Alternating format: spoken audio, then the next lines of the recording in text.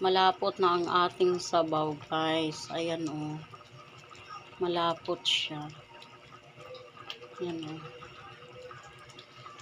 Ayan, ginataang tulingan to. May bawang, sibuyas, paminta, saka kamatis. Ito ang... Saka pag naggata kayo, wag yung overcook ang talong kasi pangit. Kapag ano kasi, pag hindi naubos yung ulam nyo at may natirang pang talong, pag ininit nyo uli, hindi lata.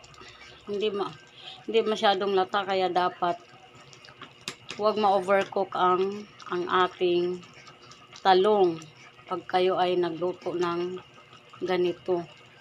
Kahit anong luto nyo sa gulay, para pag kinain nyo,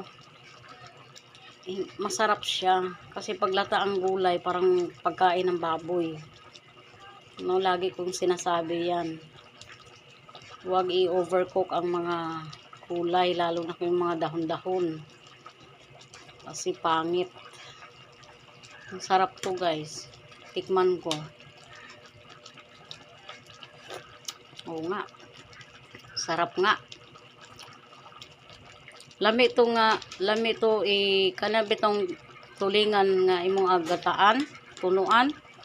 Lami na sa i-partner sa mais. Yung mais na bugas. Tapos ganito ba, maanghang-anghang. Mahalang o gamay.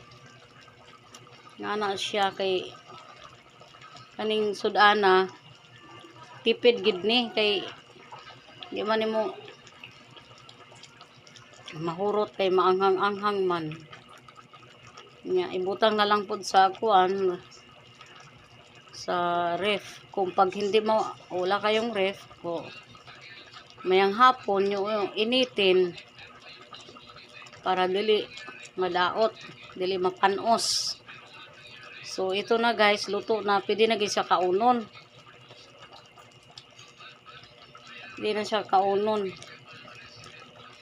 Domingo man karon, tapos magpahinga, matulog, inig mata, mukhaon din nga ani, alami kayo ang kuan.